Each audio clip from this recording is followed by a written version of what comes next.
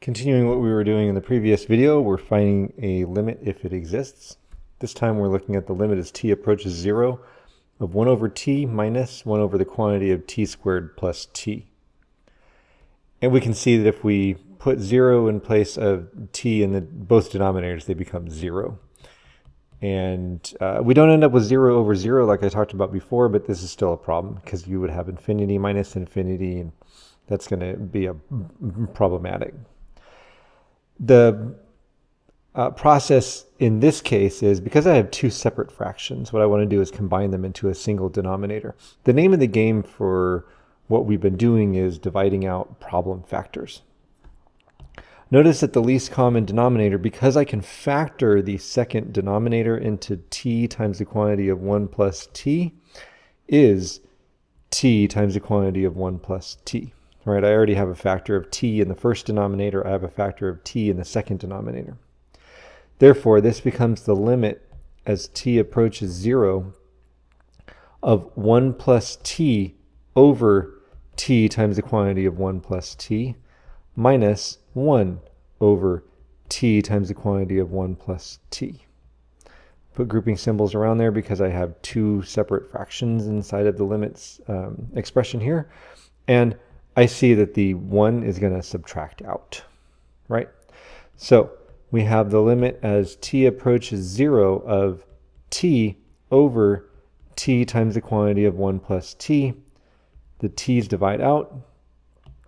Once the t's divide out, I can substitute in place of t in the denominator. That's 0 because now the entire denominator doesn't become 0. This limit turns out to be 1. Oh, when it divides out, I should write a little 1 up there. Next step is going to be find another limit. You probably could have guessed that. Find the limit if it exists. If it does not exist, explain why. Our expression is the limit as x approaches negative 6 of 2x plus 12 over the absolute value of x plus 6. And you can see direct substitution is going to give me 0 over 0. So I'm going to manipulate some stuff here.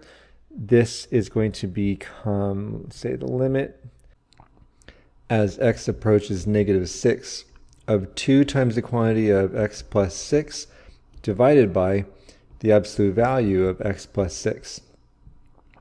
At this point, it would be advantageous for us to reconsider the absolute value expression as a piecewise defined thing. So let's recall that the absolute value of x is sometimes equal to x and sometimes equal to negative x. As you may recall, it is equal to x if x is at least 0, and it's equal to negative x if x is less than 0. And to remind ourselves, the graph of the absolute value function is a v.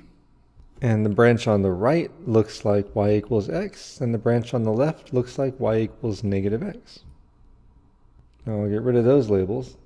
And what we're considering now is the absolute value of x plus 6. So for that, we should take the absolute value graph and move it to the left 6 units. It's a shift to the left. Now you can see the branch on the right has a y-intercept that's positive. And in fact, it's 6. And so we can express the absolute value of x plus 6 as x plus 6 as long as x is at least negative 6.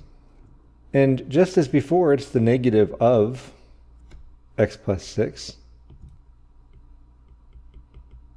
if x is less than negative 6. So in other words, we can say the absolute value of x plus 6 is equal to x plus 6 as we approach negative 6 from the right. And it's equal to the negative of x plus 6 as we approach negative 6 from the left. We can then turn this into one-sided limit statements. We can say that the limit as x approaches negative 6 from the right of 2 times x plus 6 divided by the absolute value of x plus 6 Well, the x plus 6 divides out, leaving a 1, and this limit is 2. If we look at the limit as x approaches negative 6 from the minus side, the numerator 2 times x plus 6 doesn't change.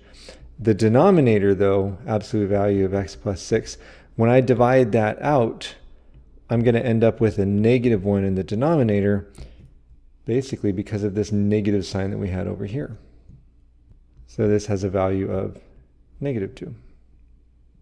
Graphically, if we were to look at y equals 2x plus 12 over the absolute value of x plus 6, what we would have is a graph that, and you can verify this pretty quickly numerically by just putting in some values in place of x. To the right of negative 6, we have a constant function y equals 2. And to the left of negative 6, we have a constant function y equals negative 2. So the limit from the right is 2. The limit from the left is negative 2. And these two values don't match. So we're going to say, since these don't match,